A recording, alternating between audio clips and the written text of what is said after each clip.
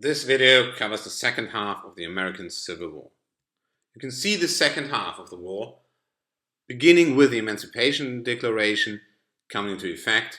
Lincoln issued this declaration at the end of 1862, stating that all states, or that slavery will be abolished in all states not in the Union by the 1st of January 1863. In the end, Lincoln's successor Johnson declared the end of the war on the 9th of May 1865. It was not only President Lincoln. Important was also Ulysses S. Grant and the US General William Tecumseh Sherman. The Confederate side, there was President Jefferson Davis and the generals Robert E. Lee and Joseph E. Johnston. By the end of 1862, beginning 1863, there was a military stalemate, but the United States applied pressure on the Confederates from the northwest and from the sea. The aforementioned Emancipation Declaration gave the North a moral superiority. But both sides, or neither side, want to back down. Both want to win the war, whatever it costs.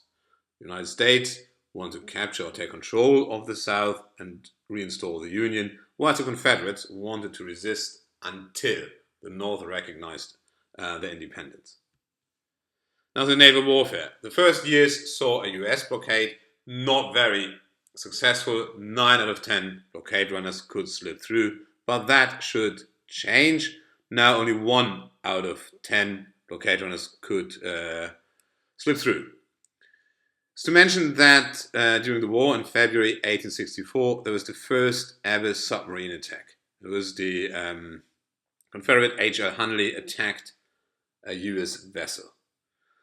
The US Navy took over more and more positions of the Confederates on the coast and controlled more and more ports. And by February 1865, Wilmington was the last Confederate port on them at the East Coast that could be taken by US forces. It should be mentioned that the last act of the war was the Naval Act. It was a few months after the war was formally over. The Confederate ship CSS Shenandoah arrived in Liverpool, England, and the English told the Confederates, all right, mates, the war's over. So back then in November 1865, they lowered the flag in England. Now, West and Trans-Mississippi. With the war going on, the Confederates used more and more the tactics of raids. They were quite successful, but also these tactics had to come to an end.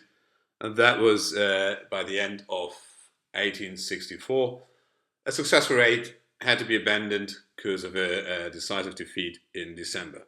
The North tried to invade Louisiana and Texas twice, but both times were repulsed. The decisive moment or campaign in the West was Grant's Vicksburg campaign, supported by a daring cavalry raid from the North and troops coming from New Orleans. He could take Vicksburg on the 4th of July and cut the South into two. That was the turning point in the Western theater, and now what followed should be just taking over more or less.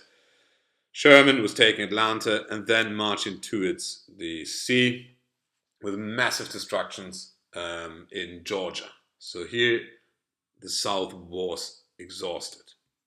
To the Eastern theater, the Confederates won the Battle of Chancellorsville and decided to put pressure on the North to invade Pennsylvania.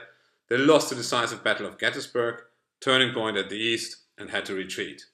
Now Grant, by now commander of the US forces, applied the principles of a war of attrition and could wear down the Confederate forces, firstly through his overland campaign and then through the siege of Petersburg.